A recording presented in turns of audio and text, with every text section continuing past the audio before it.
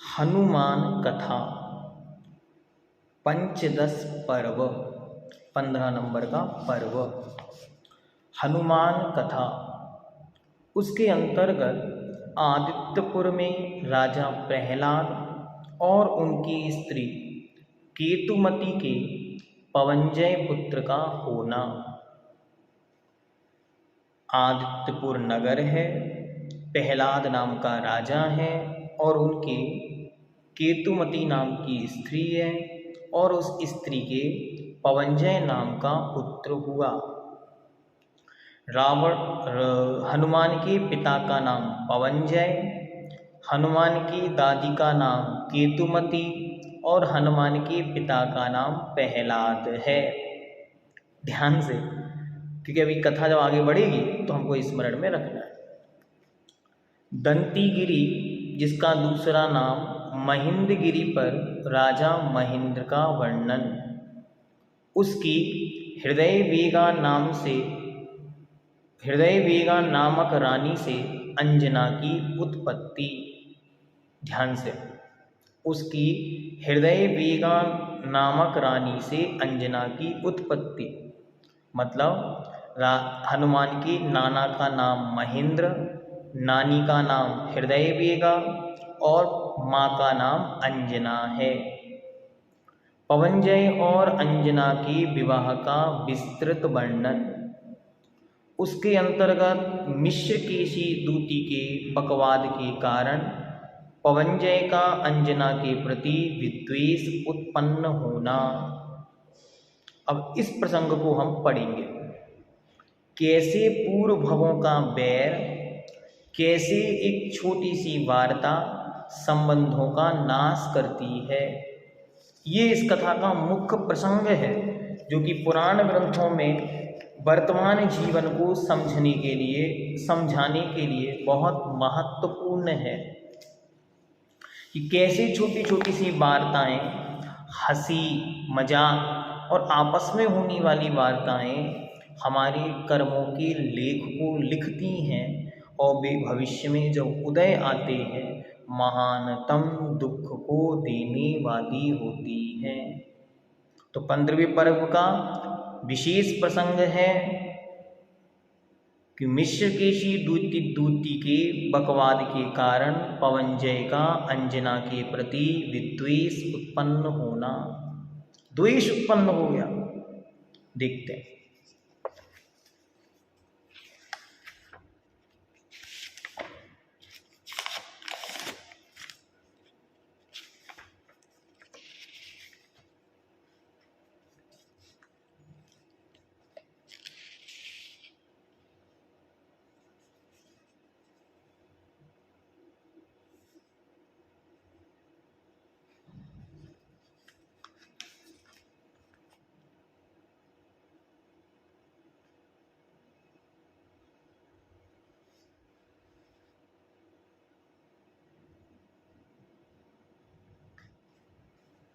देखते प्रश्न नंबर 340।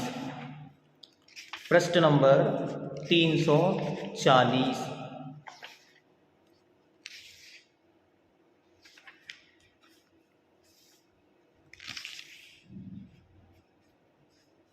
बहुत अच्छी तरह समझना इस प्रसंग को, और वर्तमान जीवन में इस प्रसंग से बहुत कुछ हमको देखने को मिलेगा कि वर्तमान काल में जो घटनाएं घट रही हैं वे देखो कैसे प्रकार से घटित होती है। अर्थांतर राजा महेंद्र ने कहा कि हे मित्र, मेरा मन तो निरंतर कन्या के अनुरूप संबंध ढूंढने की चिंता से व्याकुल रहता है, जैसे लोग के हर पिता की चिंता होती है कि मुझे एक योग्य वर की प्राप्ति हो। और मैं हमेशा इस विषय में आपको एक प्रसंग बहुत अच्छी तरह सुनाता हूँ कि कभी भी इस विषय में चिंता ना करके इस विषय में चिंतन करना चाहिए। पहला चिंतन ये, इस पुत्री का जन्म जिनेंद्र भगवान के पवित्र कुल में हुआ। मेरा अवदायित्व तो यह है कि यह अपने जीवन की अंतिम श्वास तक जिनेंद्र भगवान के पवित्र कुल में बनी रहे। बस इससे ज़्यादा और आपको कोई चिंता और चिंतन की आवश्यकता नहीं है। प्रसंग हमने बहुत सारे पूर्व में भी आपको सुनाए, फिर कभी फिर सुनाएंगे। अभी इस प्रसंग को बहुत अच्छी तरह सुनते देखते। मेरी एक कन्या है जो वर प्राप्त करने की योग्य अवस्था में है। हनुमान के नाना महेंद्र उनकी माँ अंजना के विषय में बात कर रहे। किसके लिए उसे दूं, इसी चिंता में मन घूमता रहता है।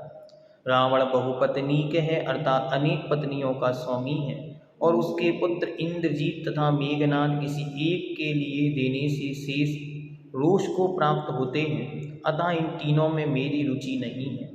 हेमपुर नगर में राजा कनकतुति के विद्युत प्रभ नाम का पुत्र है, सो वह थोड़े ही दिनों में निर्वाण प्राप्त होगा। यह बात किसी सम्यक ज्ञानी मुनि ने कही है, सो समस्त लोक में प्रसिद्ध है और परंपरावश मुझे भी विदित हुई है।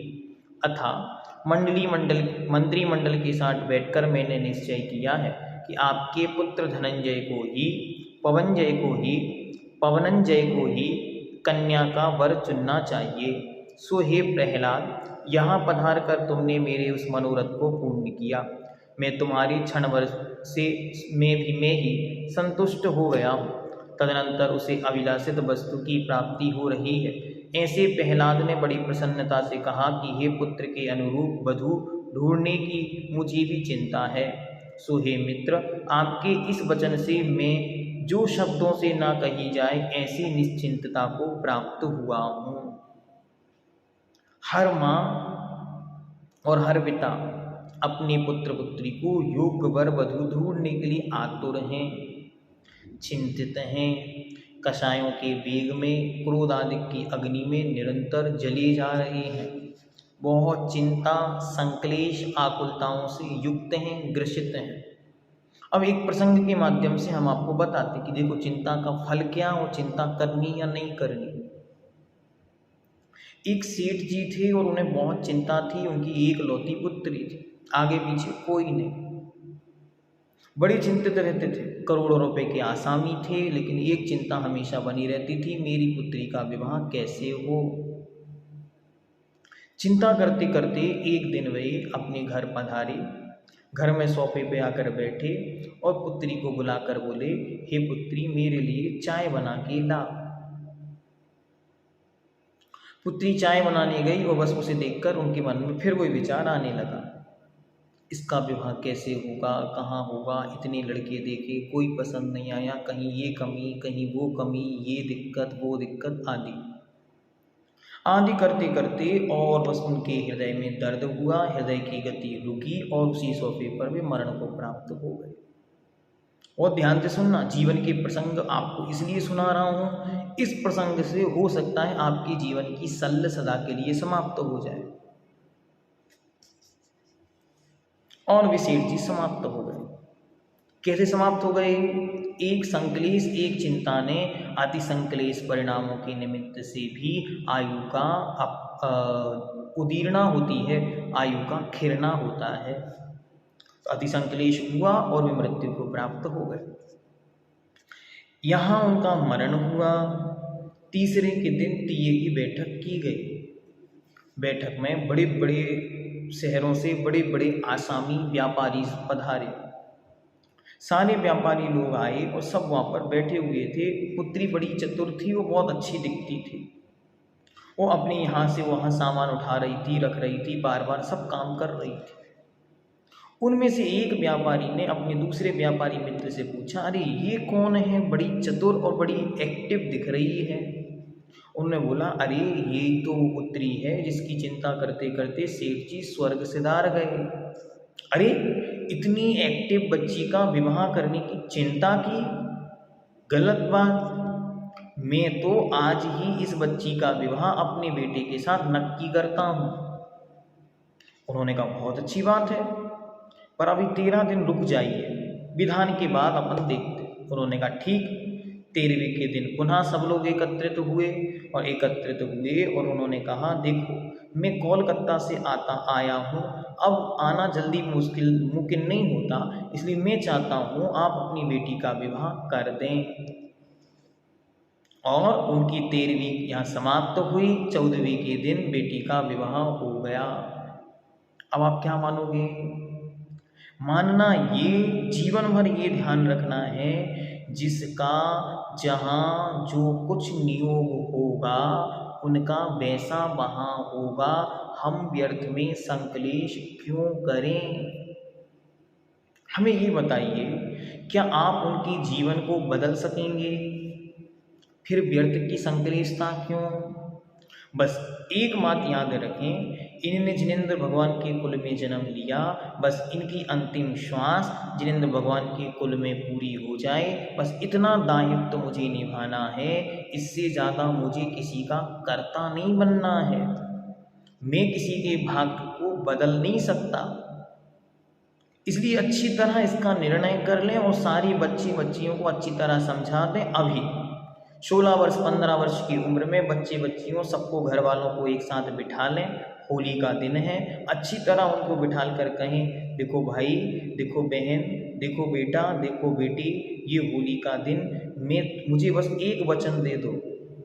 मुझे कुछ नहीं चाहिए, तुम्हें जो करना, जैसे पढ़ना, जहाँ रहना, जो खाना वो खाओ, जो करना वो करो, बस मुझे एक वचन दे दो।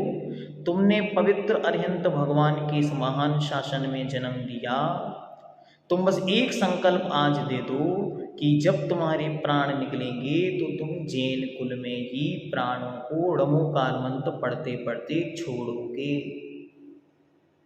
बस इतना संकल्प हमें आपने दे दिया तो हमारा काम हो गया, हमारा आपको जन्म देना सार्थक हो गया। बस अगर बच्चियों ने ये संकल्प आपको दे दिया तो आपका कर्तव्य पूरा हुआ। अब वे जाने उनका क्या होगा। इससे उनके अंदर ये दृढ़ता आएगी, मजबूती आएगी कि हमारे पास अट्रैक्शन के 100 साधन हो, अजैन मिलें, कुजैन मिलें, भ्रष्ट जैन मिलें, लेकिन हम कभी भी अपने पद से डिगें ना, क्योंकि हमने हमारे माता पिता को एक वचन दिया है, क्या कि हम जिनेंद्र भगवान की कुल में ही मरण को प्राप्त होंगे। तो इसलिए अब हमें शादी भी ऐसे ही परिवार में करनी है जहाँ देव शास्त्र गुरु तीनों मिलते हों। ये अंजना और पवनजय का प्रसंग जीवन भर के लिए जीवन चरित्र होना चाहिए। हर घर में ये 2 प्रसंग हमेशा चलने चाहिए, एक अंजना पवनजय का और एक सीता राम का। देखते आगे।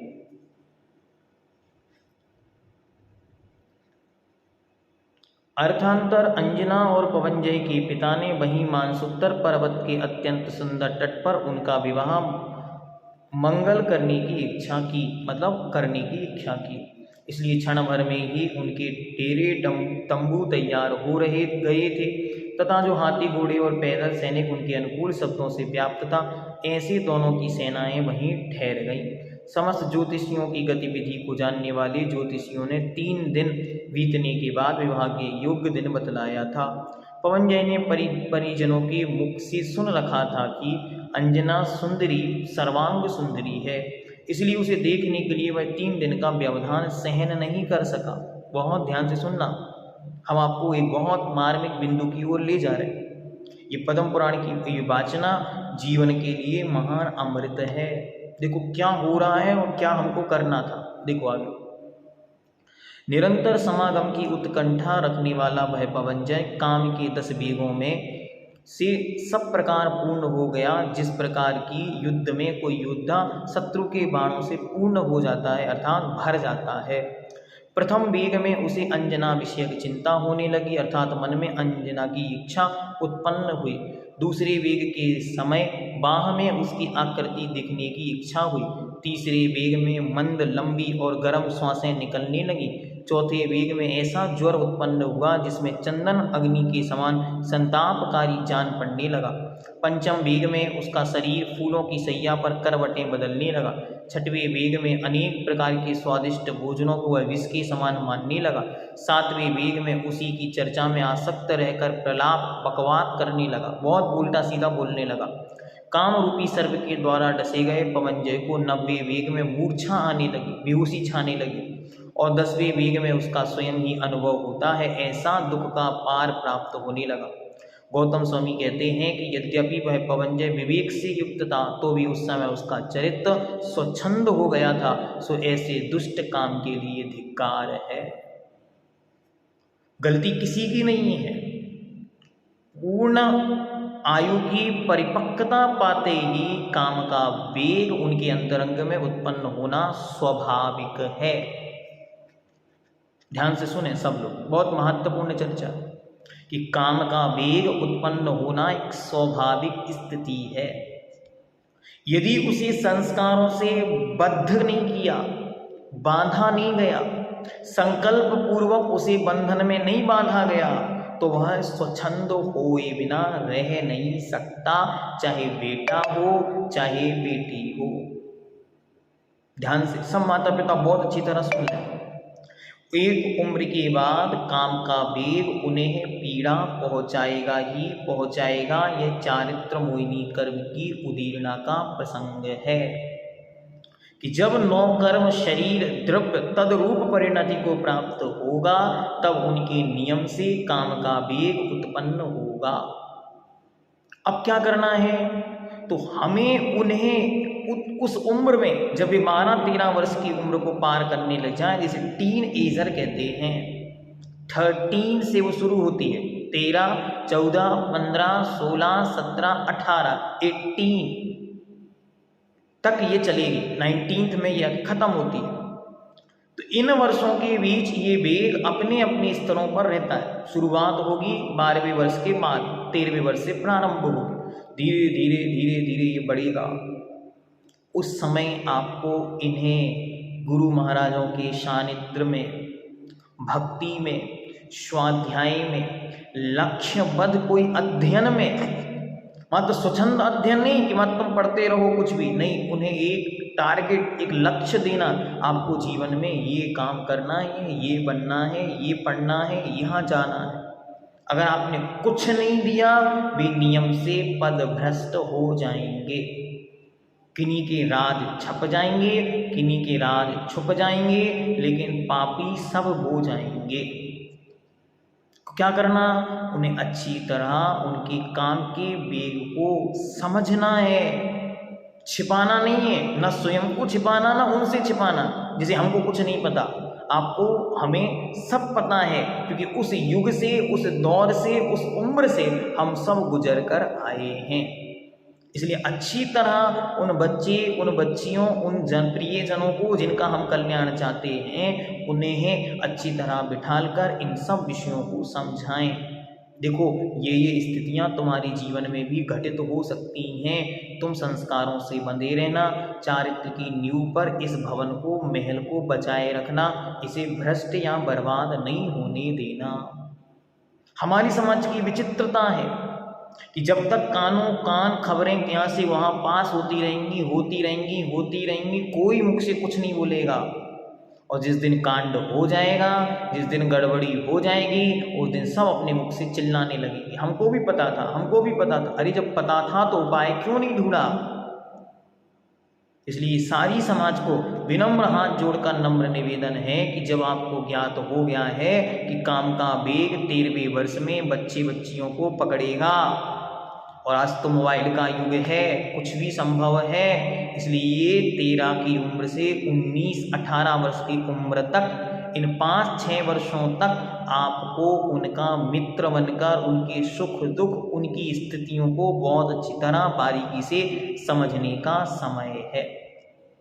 कभी इस पर विस्तार से और चर्चा करेंगे। आज पद्म पुराण का प्रसंग चल रहा है, फिर कभी आप लोगों को एक विशेष सेशन, हम चाहते हैं सारे बच्चे बच्चियां उसमें बैठें, 13 वर्ष से 19 वर्ष तक के हर बच्चे बच्ची को इस विषय का बोध हो, इस विषय की जानकारी हो कि ये हमारे जीवन में स्वाभाविक है घटना। ये कोई अलग से प्रसंग नहीं है कि बाहर से आया। जैसे इन्होंने, पवनजय ने अंजना के विषय में सुना, अंजना को देखने की चाहत उनके मन में जागृत हुई, ऐसे ही मोबाइल, टीवी, लैपटॉप आदि पर जो चलचित्र, फिल्म, टीवी सीरियल्स, रील्स और न जाने पिक्चर, फॉर्म्स, इमेज, ये सब चल रहे हैं, इनके माध्यम से उनके चित्त पर भी कलुषता, मलिनता आनी स्वाभाविक है। जब चतुर्थ काल में ये स्थिति है तो पंचम काल में क्या स्थिति होगी, इन पुराण ग्रंथों को पढ़कर पता चलता है। इसलिए ये आचार्यों ने कहा प्रथमानियोग, पहला अनियोग तो ये है। सबसे पहले इसे पढ़ो, जब यहाँ चारित्र की रक्षा करके आगे बढ़ेगा तब जाके कहीं चरणानियोग और अनेक ग्रंथों को जीवन में धारण करेगा। अगर इसी अवस्था में वो बिगड़ गई स्थिति तो आगे चलना कठिन हो जाएगा। देखते हैं, काम के उपर्युक्त वेगों के कारण पवनजय का धैर्य छूट गया। चौथा काल है, तद्भव मोक्षगामी के पिता हैं। देखो क्या स्थिति घट रही है। इनसे हमको घर घर की स्थिति को समझना है, परिणामों की स्थिति को समझना है। कोई भी कुछ भी कर सकता है चारित्र मोहिनी के वेग में बहकर।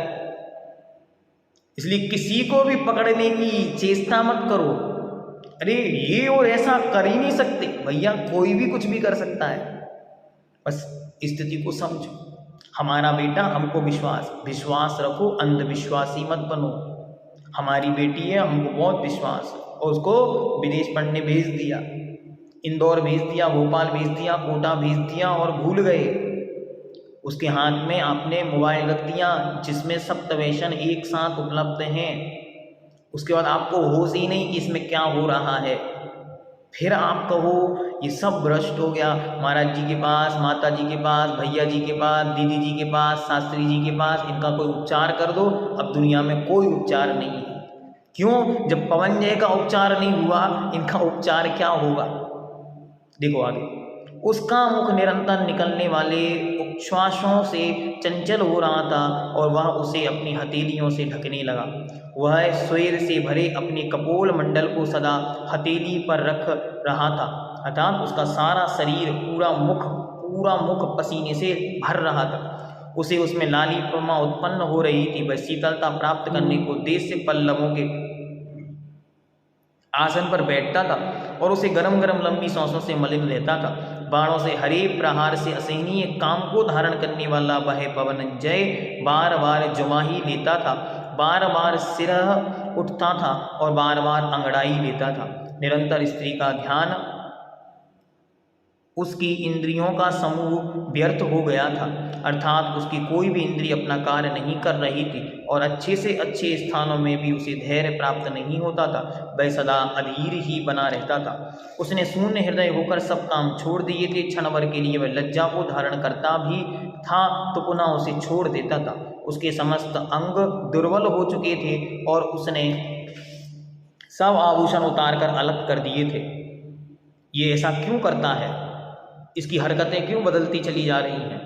बड़े बड़े बाल रखना, अनेक प्रकार के श्रृंगार आभूषणों को करना, अनेक प्रकार की दुष्प्रवृत्तियां चरित्र में आना, ऐसा खाना, वैसा पीना, घूमने जाना, उठना बैठना, मोबाइल चलाना और न जाने कितनी प्रकार की प्रवृत्तियां अंतरंग में प्रवेश पाती चली जा रही हैं और हम सोच रहे हैं बच्चा बड़ा हो रहा है। ये बड़े होने के साथ साथ उसके अंतरंग में हार्मोनल चेंज, जीन सिस्टम्स में कुछ ऐसी हार्मोनल एक्शन हो रहे हैं जिन एक्शंस को आप बहुत अच्छी तरह समझना, बुरा नहीं मानना। पढ़े लिखे होकर भी अनपढ़ बन रहे हैं, जानते हुए भी अनजान बनने की कोशिश करते हैं। फिर जब कोई बहुत बड़ी स्थिति घटित हो जाती है तो फिर यहाँ वहाँ माता छुपाने के सिवा कोई स्थिति नहीं बचती। देखो आगे, परिवार के बड़े लोग चिंता से उसकी ओर इस दशा को देखते। वह सोचा करता था कि मैं उस कांता को अपनी गोद में बिठाकर देखूंगा और उसके कमल तुल्य शरीर का स्पर्श करता हुआ उसके साथ सब वार्तालाप करूंगा। उसकी चर्चा सुनकर और हमारे अत्यंत दुख देने वाली अवस्था हो गई है, फिर साक्षात देखकर न जाने क्या होगा। उसे देखकर तो अवश्य ही मृत्यु को प्राप्त हो जाऊंगा। अहो, यह बड़ा आश्चर्य है कि मेरी सखी मनोहर होकर भी मेरे लिए दुख का कारण बन रही है।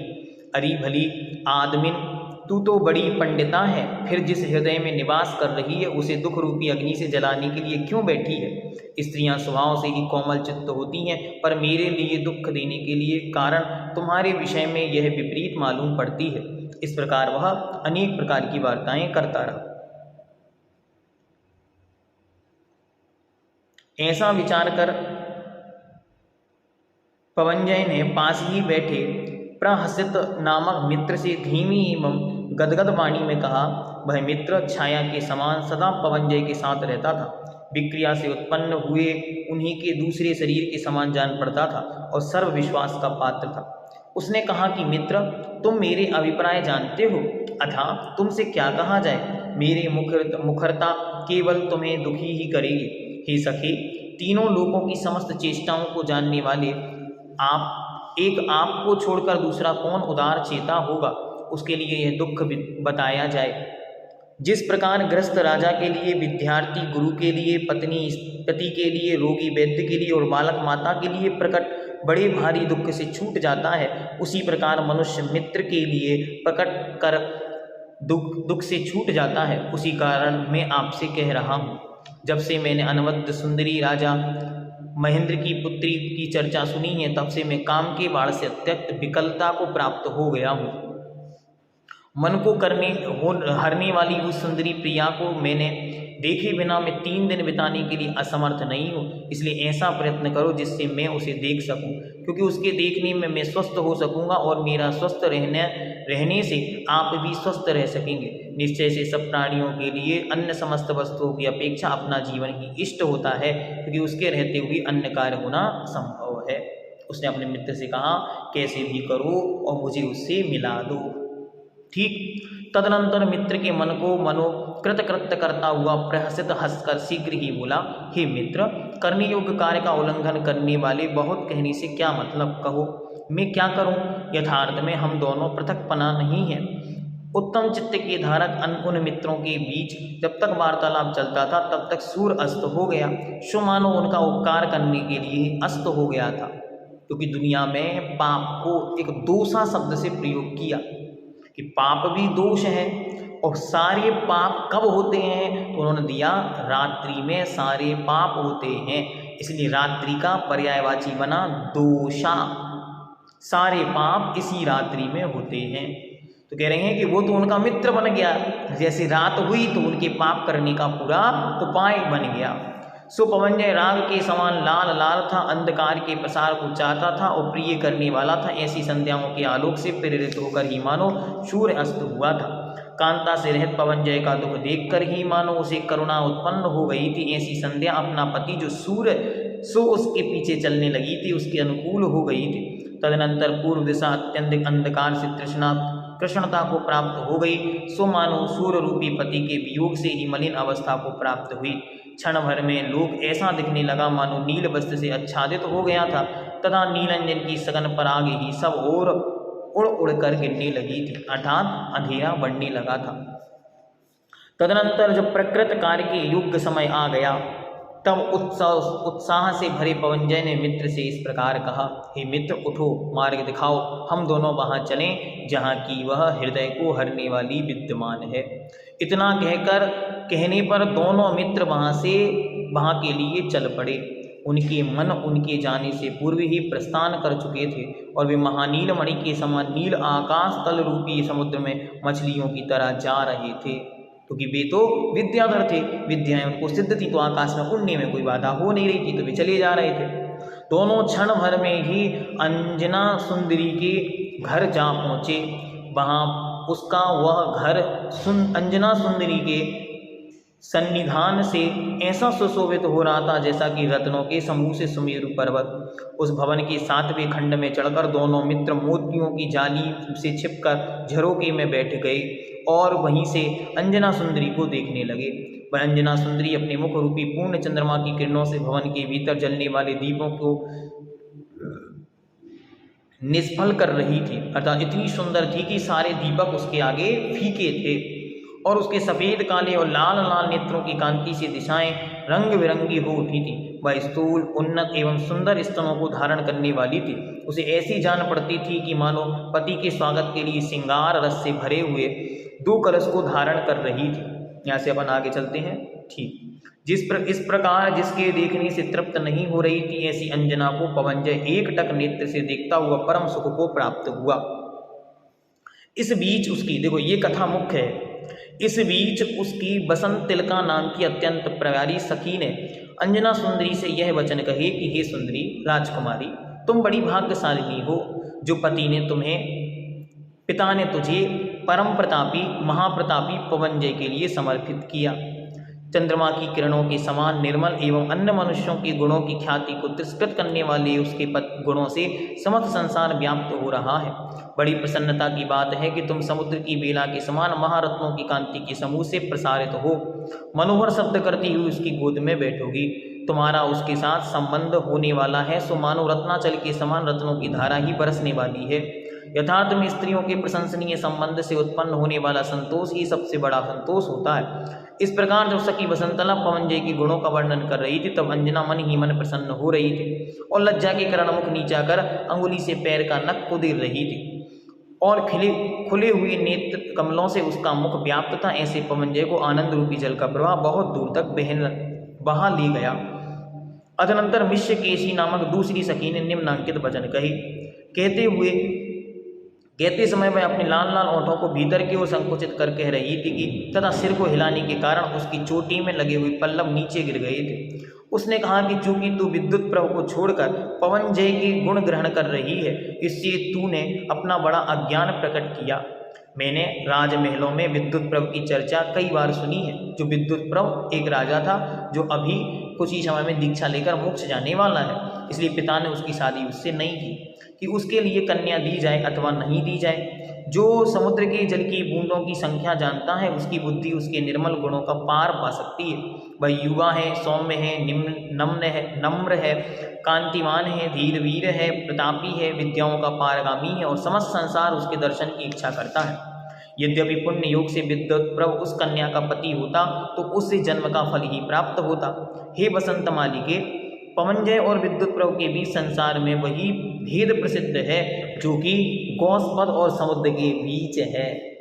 उसने कह दिया जैसे छोटा सा गाय के खुर हो या गाय के पैर के नीचे का कोई स्थान हो और एक जगह समुद्र हो, दोनों में इतना अंतर है। वह थोड़े ही वर्षों में मुनि पद धारण कर लेगा। इस कारण से पिता ने उसकी उपेक्षा कर दी, पर यह बात मुझे अच्छी मालूम नहीं पड़ती। विद्युत प्रभ के साथ उसका एक क्षण ही बीतता तो वह सुख का कारण होता और अन्य क्षणों प्राणियों के साथ अनंत भी काल बीतेगा तो सुख का कारण नहीं होगा। तदनंतर मिश्रकेशी ऐसा कहती सो पवनजय क्रोध अग्नि से दीप्यमान हो गया। उसका शरीर कांपने लगा और क्षण भर में ही उसकी कांति बदल गई और चबाते हुए उसने मयान से तलवार बाहर खींच ली और नेत्र निकालते हुए लाल लाल कांति से दिशाओं का अग्रभाग व्याप्त कर दिया। उसने मित्र से कहा कि हे प्रहसित, यह बात आश्चर्य की है कि इस कन्या के लिए इष्ट होगी, तभी तो यह स्त्री उसके समक्ष इस घृणित बात को कर रही है। इसीलिए देखो, मैं अभी इन दोनों का मस्तक काटता हूँ। हृदय का प्यारा विद्युत प्रभ इस समय इनकी रक्षा करे। तदनंतर मित्र के वचन सुनकर क्रोध से उसका ललाट तट भौं से भयंकर हो रहा था। ऐसा प्रहसित बोला कि मित्र अस्थान में यह प्रयत्न रहने दो। तुम्हारी तलवार का प्रयोजन तो शत्रुजन का नाश करना है, ना कि स्त्रीजनों का। अभी दोनों छिपे थे, छुपे छुपे सारी बातें सुन रहे थे और सुनते सुनते उन्होंने सारी वार्ता उन दोनों की सुन ली। अब वार्ता तो सब सुन ली, लेकिन होना क्या, ऐसी स्थिति इसलिए आ रही है। अब देखो कर्म का वेग किसको कहाँ ले जाएगा।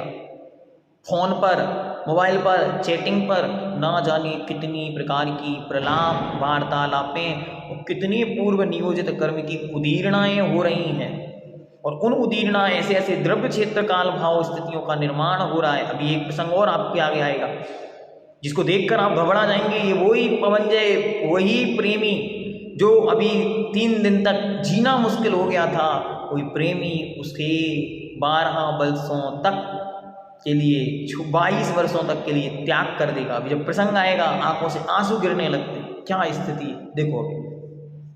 अतः देखो, निंदा में तत्पर इस दुष्ट स्त्री को मैं इस डंडे से निर्जीव कर किए देता हूँ। तदनंतर पवनजय प्रहसित को महाक्रोध को देखकर उसका अपना क्रोध भूल गया। उसने तलवार म्यान में वापस डाल दी और उसका समस्त शरीर अपने स्वभाव की प्रीति प्राप्ति में निपुण हो गया, अर्थात उसका क्रोध शांत हो गया। तदनंतर उसने क्रूर काल में दृढ़ मित्र से कहा कि हे मित्र, शांति को प्राप्त हो। अनेक युद्धों में प्राप्त करने से सुशोभित रहने वाले तुम्हारे क्रोध का ये स्त्रियां विषय नहीं। अन्य मनुष्य के लिए स्त्रीजन का घात करना योग्य नहीं। फिर तुम तो मदोन्मत्त हाथी के इस खंड स्थल को चीरने वाले हो, अर्थात तुम्हें कैसे युक्त हो सकता है।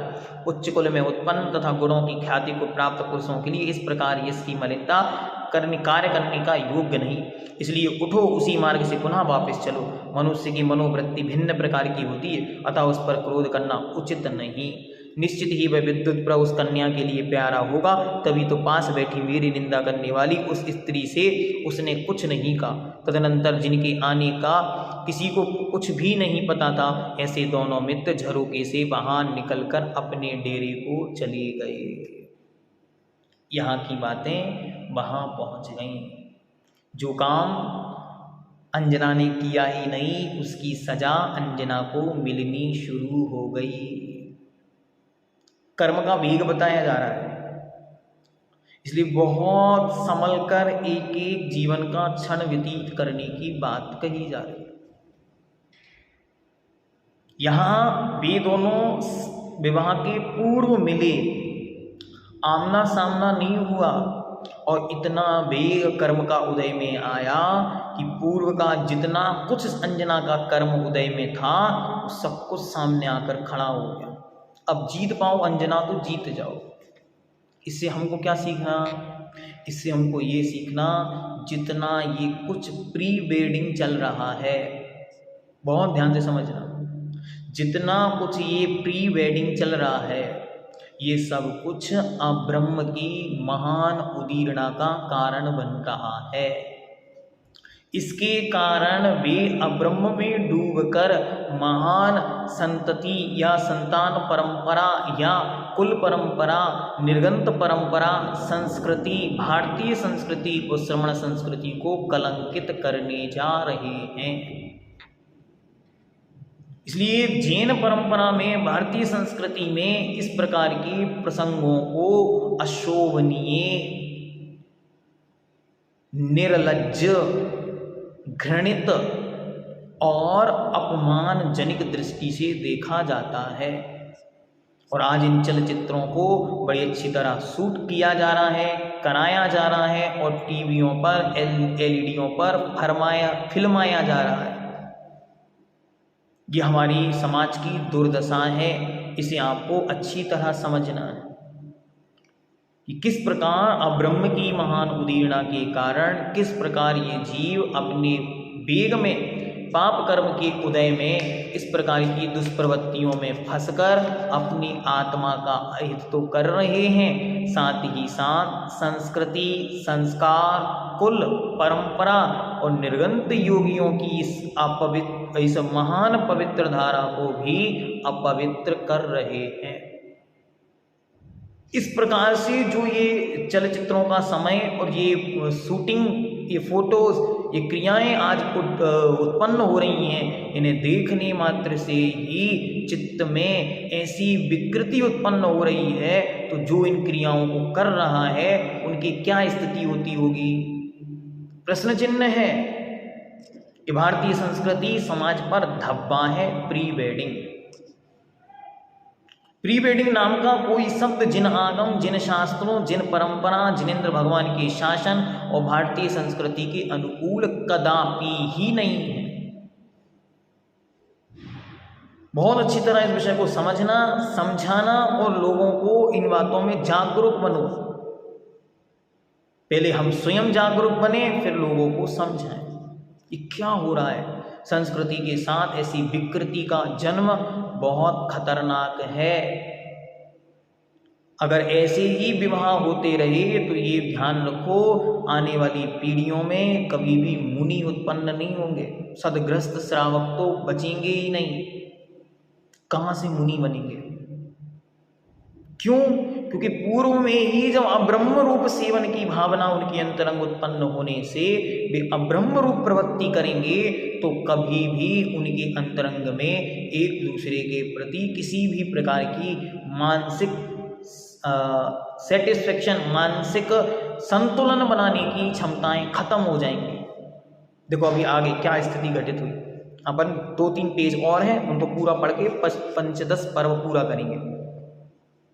तदनंतर जिसका हृदय अत्यंत शांत था, ऐसा पवनजय परम वैराग्य को प्राप्त होकर इस प्रकार विचार करने लगा कि एक क्षण में क्या से क्या हो गया। इसलिए बहुत संभलने की बात है। बहुत अच्छी तरह मैं बार बार आपसे निवेदन कर रहा हूँ, आप इन विषयों को समाज के बीच रखें। हमारी भारतीय समाज, हमारी दिगंबर महान जिन शासनीय परंपरा, कहाँ निर्गंत योगियों की, वीतरागियों की पवित्र परंपरा है, और कहाँ यह निर्लज्ज कृत्य हो रहे हैं जिनमें लाज शर्म बेच देकर संपूर्ण रूप से खत्म कर कर और किन कुकृत्यों को किया जा रहा है। लोग कहते हैं कि मुनि महाराज माता जी हैं, इन पे क्यों नहीं बोल रहे हैं। अरे भैया वो क्या देखें, उनको कौन दिखाएगा ये चलचित्र जो फोटोज खींची जा रही हैं और शादी के दिन, शादी के कार्डों में, शादी के एल्बम में जिन्हें छपाया जा रहा है, स्टेटसों पर जिन पाप चरित्र दुष्चरित्रों को अंकित किया जा रहा है, दिखाया जा रहा है कि देखो ये हम लोगों ने शादी के पूर्व पाप कर्म किए हैं। आप बताओ इनसे आने वाली परंपरा को क्या संदेश देने का प्रकल्प समाज के बीच चल रहा है। बहुत विचारणीय, महनीय, चिंतनीय विषय है। देखते आगे, जिसमें संदेह रूपी विषम भवनें उठ रही थीं और जो दुर्भाव रूपी मगरमच्छों से भरी हुई थी, ऐसा पर पुरुषासक्त स्त्री रूपी नदी का दूर से ही परित्याग करना चाहिए। क्या उसने भावना भाली, एक शब्द नहीं कहा उस स्त्री ने, लेकिन हाव भाव लक्षणों से उसके मन में पता नहीं कैसा बैर उत्पन्न हो गया। जो खोटे भावों से अत्यंत सघन था तथा जिसमें इंद्रिय रूपी दुष्ट जीवों का समूह व्याप्त था, ऐसी वह स्त्री एक बड़ी अटवी के समान है। विद्युत जनों को भी कभी उसकी सेवा नहीं करनी चाहिए। जिसका अपने शत्रु के साथ संपर्क है, ऐसे राजा की सेवा करने से क्या लाभ। इस प्रकार शिथिल मित्र और परपुरुष आसक्त स्त्री को पाकर सुख कहाँ से हो सकता है। जो विज्ञ पुरुष हैं वे अनादृत होकर इष्ट मित्रों, बंधुजनों, पुत्रों और स्त्रियों को छोड़ देते हैं, पर जो क्षुद्र मनुष्य हैं वे पराभावी रूप जीव जल में डूबकर वहीं नष्ट हो जाते हैं। मदिरा पान में राग रखने वाला वैद्य, शिक्षा से रहित हाथी, अहेतुक बैरी, हिंसापूर्ण दुष्ट धर्म और मूर्खों की गोष्ठी, मर्यादाहीन देश, क्रोधी तथा बालक राजा और पर पुरुषासक्त स्त्री, बुद्धिमान मनुष्य, इन सबको दूर से ही छोड़ देवे। कितनों को छोड़ने की बात की देखो। पहला, मदिरा पान में राग करने वाला वैद्य, जो शराब पीता हो ऐसा डॉक्टर, शिक्षा से रहित हाथी, जिसका कोई मालिक ना हो ऐसा हाथी, कभी भी उठा के फेंक देगा। अहेतुक बैरी, जिसका कोई कारण नहीं ऐसा बैर, और हिंसापूर्ण दुष्ट धर्म, हिंसा से युक्त धर्म, और मूर्खों की संगोष्ठी, मूर्खों के साथ बैठना, और मर्यादाहीन देश, जहाँ की सब मर्यादाएं समाप्त हो गई हैं, जिस देश में प्री वेडिंग शूट हो रही हैं, क्रोधी तथा बालक पुरुष और पर पुरुषासक्त स्त्री, इन सबको बुद्धिमान पुरुष दूर से ही छोड़ दें। ऐसा विचार करते पवनजन की रात्रि कन्या की प्रीति के समान क्षय को प्राप्त हो गई और जागने वाले बाजे बज उठे। तदनंतर संध्या की लाली से पूर्व दिशा आच्छादित हो रही थी। ऐसी जान पड़ती थी कि मानो पवनजय के द्वारा छोड़े गए राग से ही निरंतर आच्छादित हो रही थी। सो जो स्त्रियों के क्रोध के कारण ही मानो लाल लाल दिख रहा था, तथा जो जगत की चेष्टाओं का कारण ऐसी चंचल बिंब को धारण करता हुआ सूर्य उदित हुआ। तदनंतर राग के कारण अत्यंत अलस शरीर को धारण करता हुआ स्त्री विमुख पवनजय प्रसिद्ध मित्र से बोला, हे मित्र, उससे संपर्क रखने वाली वायु का स्पर्श न हो जाए, इसलिए यहाँ समीप में भी मेरा रहना उचित नहीं। अतः सुनो और उठो, अपनी नगर की ओर चले। यहाँ विलंब करना उचित नहीं है। प्रस्थान काल में बजने वाले शंख से सेना को सावधान कर दो। तदनंतर शंख ध्वनि होने पर जो क्षुभित सागर के समान जान पड़ती थी, तथा जिसने प्रस्थान काल के योग्य सर्व कार्य कर लिए थे, ऐसी सेना शीघ्र ही चल पड़ी। तत्पश्चात रथ, घोड़े, हाथी, पैदल, सिपाही और भेड़े आदि उत्पन्न हुए शब्द कन्या के कान में प्रविष्ट किया। प्रस्थान को सूचित करने वाले उस शब्द से कन्या अत्यंत दुखी हुई, मानो मुगदर प्रहार संबंधी वेग से प्रवेश करने वाली कीड़ से ही पीड़ित हुई। वह विचार करने लगी कि हाय हाय, बड़े दुख की बात है कि विधाता ने मेरे लिए खजाना देकर छीन लिया। मैं क्या करूं, अब कैसे क्या होगा। इस श्रेष्ठ पुरुष की गोद में कीड़ा करूंगी। इस प्रकार जो मनोरथ मैंने किए थे,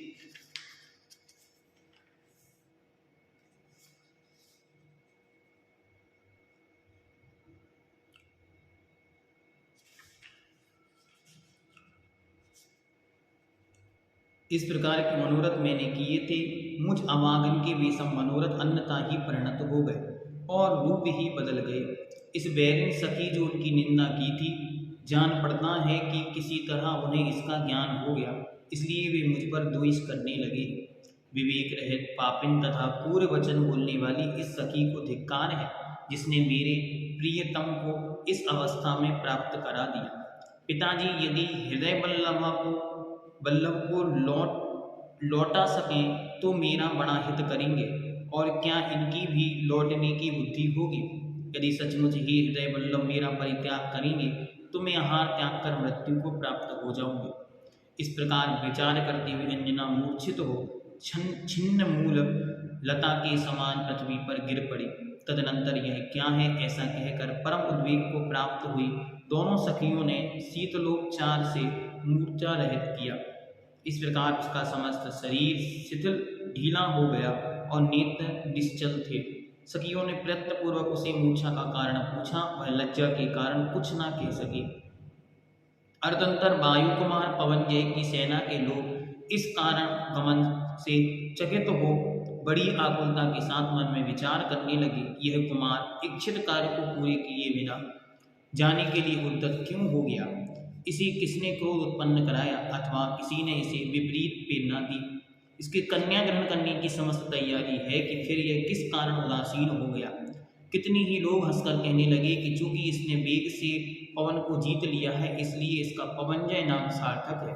कुछ लोग कहने लगे कि यह अभी तक स्त्री का रस जानता नहीं, इसलिए सो इस कन्या को छोड़कर जाने के लिए उद्यत हुआ।